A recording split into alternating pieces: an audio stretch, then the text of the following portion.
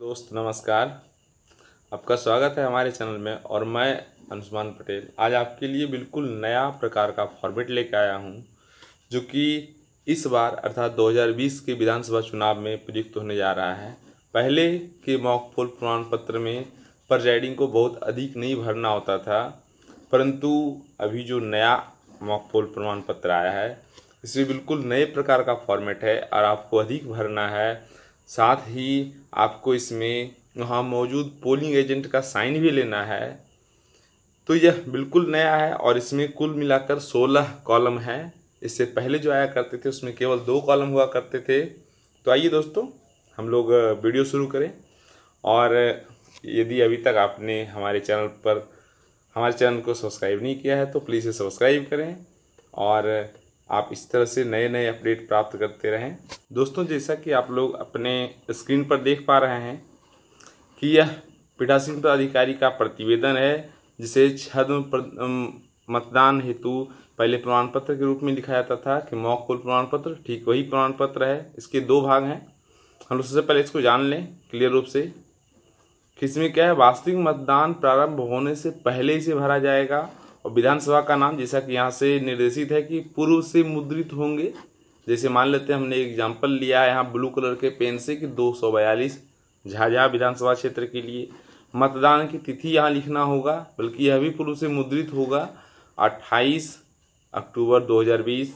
और मतदान केंद्र की संख्या एवं नाम हमें लिखनी होगी। जैसे कि यहाँ हमने एक एग्जाम्पल लिया है कि प्राथमिक विद्यालय रतनपुर के मतदान केंद्र संख्या 92 पर है। अब आते हैं इसका दूसरा कंडीशन जो है पॉइंट नंबर 4 में। पहला है व्यवहृत ईवीएम एवं वीवीपैट का विवरण, अर्थात हमको जो सुबह पेट्रोलिंग मजिस्ट्रेट के द्वारा प्राप्त होता है वीवीपैट और ईवीएम, उसका पूरा विवरण हमें लिखना होता है। जैसे हम लोग यहाँ देख लेते हैं, हमारे विवरण में दिया गया है।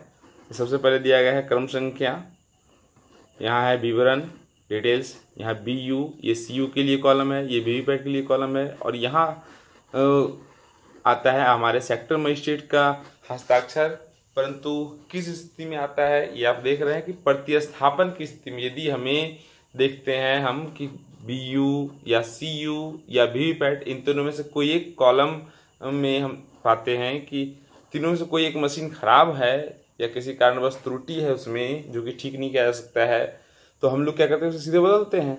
और बदलने की स्थिति में हमारे सेक्टर मजिस्ट्रेट यहाँ साइन करेंगे और वह कंफर्म करेंगे कि मैंने मशीन को बदला। हम लोग देखेंगे सबसे पहले हमें यहाँ BU के नीचे BU का नंबर भरना होता है, CU के नीचे CU का नंबर भरना होता है। ये नंबर मैंने एग्जाम्पल के रूप पर दिया है और यह वीडियो केवल प्रशिक्षण के लिए बनाया गया है, इसलिए आप इस चीज़ का ख्याल रखेंगे। वीवीपैट के नीचे वीवीपैट का नंबर लिखना है।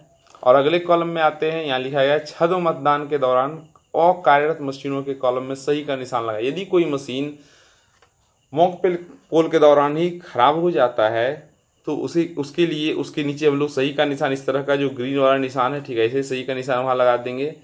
और यदि मशीन सही काम करता है तो ध्यान रखें, यहाँ कोई निशान नहीं लगाना है। यहाँ निशान लगाने का मतलब स्पष्ट है कि यह मशीन आपका खराब हो गया और उसे बदलने की आवश्यकता है। अगला हम लोग आते हैं, यदि कोई मशीन खराब हुई है, यहाँ हमने टिक लगाया है, तो कैसे पता करेंगे। तो CU जो होता है, CU का डिस्प्ले बोर्ड पर हमें दिखाई पड़ता है उसका एरर कोड। तो हम लोग ऐसा लिखेंगे, यहाँ एरर लिखेंगे और जो कोड यहाँ दिखलाई पड़ेगा उस कोड को हम लोग यहाँ लिख देंगे, ताकि पता चल जाए कौन सा एरर हुआ था और वो एरर के कारण हमने किसी यंत्र को बदला। नेक्स्ट है तीसरा नंबर कि वैसे मशीनों का यूनिक ID लिखना है जिसे छद्म मतदान के दौरान प्रतिस्थापित किया गया, अर्थात जब छद्म मतदान हुआ है तो वहाँ कौन सा हम लोग नया मशीन लाए हैं। चूँकि पहले से हमारे पास ऑलरेडी एक मशीन था BU और BU का नंबर यहाँ दिया हुआ है, तो हमें इस कॉलम में उस BU का नंबर बदलना है जो हमें नया मिला है और पुराना वाला को रिप्लेस करके। ठीक है, यदि CU खराब है तो ऐसी स्थिति में हम लोग जानते हैं कि पूरा बदलना होता है। तो यहाँ हम लोग सभी का जो भी मशीन हमको नया मिला है उसके जस्ट पीछे लगा हुआ रहता है उसका यूनिक ID नंबर, उस नंबर को यहाँ लगा देंगे। और यदि यह बदला गया है तो यहाँ सेक्टर मजिस्ट्रेट का हस्ताक्षर होगा, और नहीं बदला गया है तो यह कॉलम भी खाली रहेगा। हम लोग नेक्स्ट आते हैं और हमारा अगला आता है कि प्रतिस्थापन प्रक्रिया जब होती है, जब ऐसी बदल जाती है, तो इन परिस्थितियों में हमारे पास और कौन मौजूद रहते हैं। तो ध्यान रखेंगे कि जब वैसी स्थिति आए तो वहाँ हम लोग क्रम संख्या लगा देंगे। नंबर 1, कौन सा मतदान अभिकर्ता है। मान लेते हैं एक मतदान अभिकर्ता है जिनका नाम है ABC, हम वहाँ ABC लिखेंगे। वो किस दल का मतदान अभिकर्ता है, उस दल का नाम लिखेंगे और उस दल के कौन से कैंडिडेट आपके बैलेट यूनिट में है उनका नाम लिखेंगे। और उसके बाद हम लोग लिखेंगे यहाँ मतदान अभिकर्ता, जो इनका साइन यहाँ ले लेंगे। अब तो हम लोग देखेंगे जितना भी हमारे बूथ पर यहाँ पोलिंग एजेंट मौजूद होंगे सभी को हम लोग क्रम से लिख देंगे, उनका नाम लिख देंगे, उनके दलों का नाम, वह जिस दल से संबंधित है उसके अभ्यर्थी कौन है, और सभी के साइन लेंगे ताकि यह कन्फर्म हो जाए कि मैंने मशीन को बदला है। और यदि मैंने मशीन को नहीं बदला है तो इसमें से किसी को भी नहीं भरना है। ये ध्यान रखेंगे कि यदि प्रतिस्थापन प्रक्रिया नहीं की गई है तो इस नीचे को बिल्कुल नहीं भरना है। और फिर यहाँ पीठासीन पदाधिकारी अपना हस्ताक्षर बना देंगे। जस्ट इसके बाद हम लोग देखते हैं हमारा दूसरा जो कॉलम आता है, इसमें छदों मतदान संबंधी विवरणी भरी जाती है।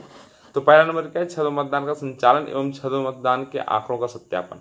पहले जो फॉर्मेट आता था उसमें केवल 2 कॉलम रहता था और तीसरा नोटा का। तो बहुत प्रॉब्लम होती थी कि हमारे पास बहुत अधिक कैंडिडेट हैं और कम से कम 16 होना चाहिए था। तो इस बार उसको देखते हुए 16 कैंडिडेट का नाम के लिए 16 कॉलम खाली छोड़ा गया है, 15 और 1 नोटा, जैसा कि आप अपने स्क्रीन पर देख रहे हैं।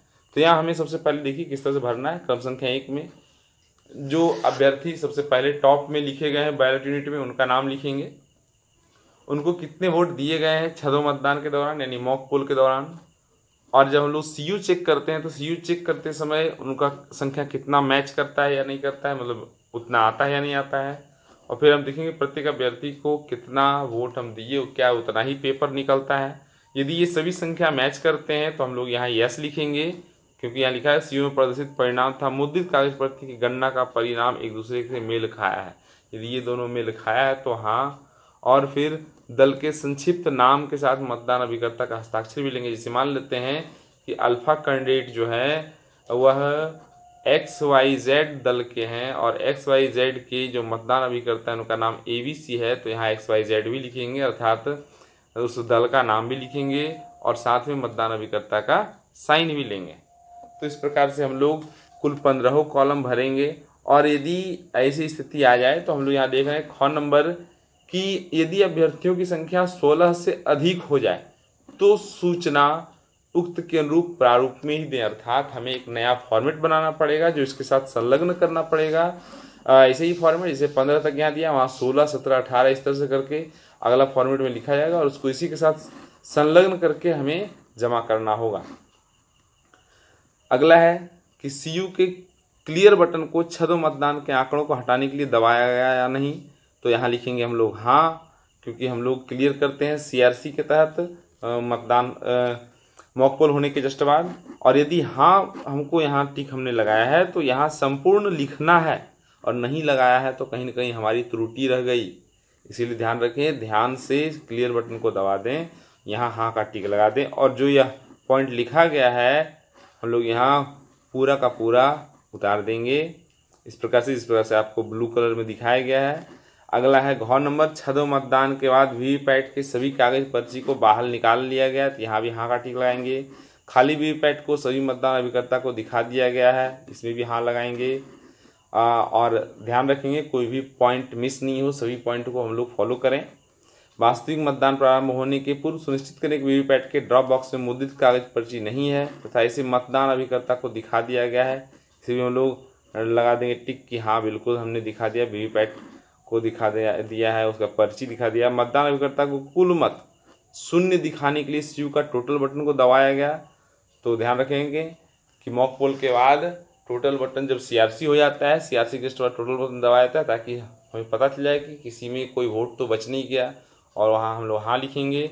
और अगला है कि छदों मतदान वीवीपैट पर्ची पर छदों मतदान पर्ची यानी मॉक पोल स्लिप का मुहर लगाया एवं काले लिफाफे में सील्ड किया।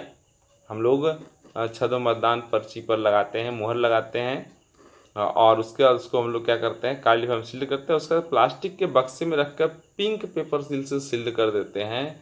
और इस प्रक्रिया को करने के बाद यहाँ के हम लोग टिक लगा देंगे हाँ। तो इस प्रकार से हमारा मॉक पोल समाप्त हो गया। हमने CRC कर लिया और CRC करने के पश्चात जब हम लोग पैक कर लेते हैं फुल पैक, इसे हम लोग सील्ड कर देते हैं। अब ऐसी स्थिति में हम लोग फिर से रियल मतदान के लिए तैयार हो सकते हैं। और ध्यान रखेंगे कि रियल मतदान से ठीक पहले हमारा ईवीएम भी सील होना चाहिए। सीलिंग मेथड आपको दिखाया गया है पिछला वीडियो में, और उस वीडियो का लिंक मैं इसके डिस्क्रिप्शन बॉक्स में डाल दूंगा, तो आप लोग वहां भी देख सकते हैं। तो दोस्तों धन्यवाद। मैं यहीं तक आज का वीडियो यहीं तक रखना चाहता हूं। फिर हम लोग अगले वीडियो में देखेंगे और भी अलग अलग प्रोसेस आप लोग को बताया जाएगा।